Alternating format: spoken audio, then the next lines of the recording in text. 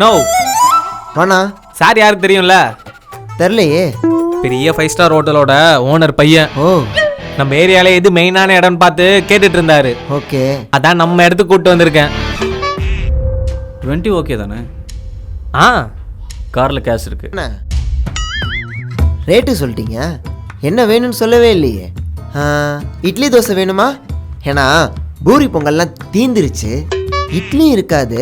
தோசை ஓகேனா சொல்லுங்க, மாவு இருக்கு, ஊற்றி கொடுத்துட்றேன். என்னை பார்த்தா உன் கடையில் இட்லி தோசை சாப்பிட வந்த மாதிரி தெரியுதா?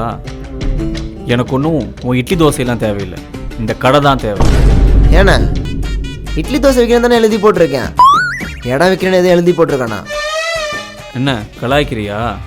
நான் நினச்சேன்னா உன்னை இந்த ஏரியாவில் கடையே வைக்க முடியாத மாதிரி பண்ணிடுவேன். நீ என்ன இட்லி இங்கே ஒரு 5 ரூபாய்க்கு வைப்பியா? அதே நான் இந்த இடத்துல ஒரு 5 ஸ்டார் ஹோட்டல் கட்டேன்னு வையேன், ஒரு இட்லி 50 ரூபாய்க்கு வைப்பேன். அதை சாப்பிட்றதுக்கு இங்கே ஆள் வருவாங்க. கரெக்டு தான், நீ சொல்கிறதெல்லாம் அதிகமாக காசு வச்சு அனாவசியமாக செலவு பண்ணுவாங்கல்ல, அவங்க வேணால் வாங்கி சாப்பிடுவாங்க. ஆனால் என் கடைக்கு வரவங்கலாம் கஷ்டப்பட்டு காசோட அருமை தெரிஞ்சவங்க தான் வருவாங்க. டேய், என் உடம்புல தெம்பு நம்பிக்கையான கஸ்டமர் எனக்கு இருக்கிற வரைக்கும் என்னை ஒன்றும் பண்ண முடியாது. உன்னால் முடிஞ்சதை பார்த்துக்கோ, போடா கிளம்புண்ணா. நோ, அது இட்லி பார்சல்ண்ணா. இதோ எனக்கு கஸ்டமர் வந்துட்டாங்க, அப்பண்ணா போடலாமா?